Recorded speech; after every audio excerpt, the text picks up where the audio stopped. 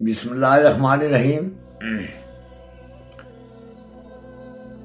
معزز سامعین اور ناظرین جو بھی میرے یوٹیوب چینل پہ سنتے ہیں میرا کلام، بسد احترام ان کو میرا سلام۔ السلام علیکم ورحمۃ اللہ وبرکاتہ۔ آج میں آپ کے لیے پہاڑی گیت لایا ہوں۔ موضوع ہے چیاں، بیٹیاں، اللہ کی رحمت ہے اور گھر کی رونق، بلکہ بزم ہستی کی رونق انہی سے ہے۔ یہ گیت طرز پہ میں نے لکھا ہے اور چھلا طرز پہ یہ گایا بھی جا سکتا ہے اور بجایا بھی جا سکتا ہے اور سنایا بھی جا سکتا ہے۔ سماعت فرمائیے۔ او مارے گلے نے آرا دکھ چیاں نہ پارا، جدونی چیاں جمیاں ماوری لئیاں لمیاں، چڑھیا لوئی نہ تارا دکھ چیاں نہ پارا، جدونی چیاں جمیاں کرے چ رحمتاں سمیاں، ماوری لئیاں لمیاں، چڑھیا لوئی نہ تارا دکھ چیاں نہ پارا۔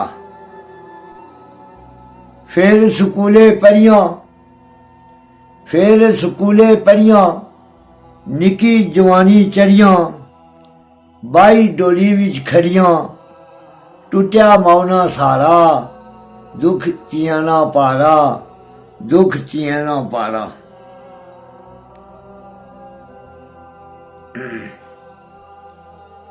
جیسا پردیس ٹریاں، جیسا پردیس ٹریاں، لگیاں کلیجے چھریاں، لگیاں کلیجے چھریاں، ہویاں مراداں پوریاں، ٹوٹیا مان ویرے نہ سارا، ٹوٹیا مان ویرے نہ سارا دکھ چیاں نہ پارا، او مارے گلے نے ہارا دکھ چیاں نہ پارا۔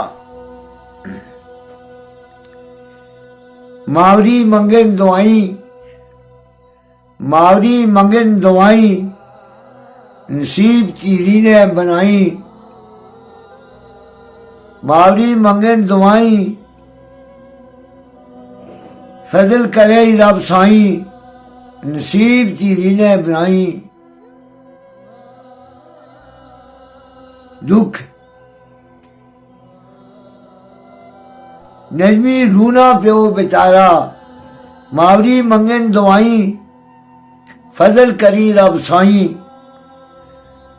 نجمی رونا پیو بیچارا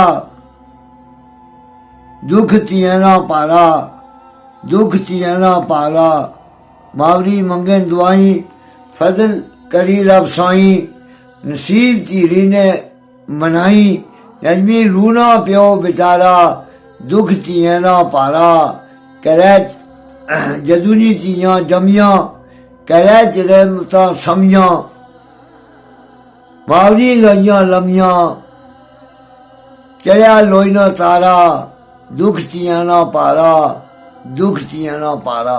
شکریہ۔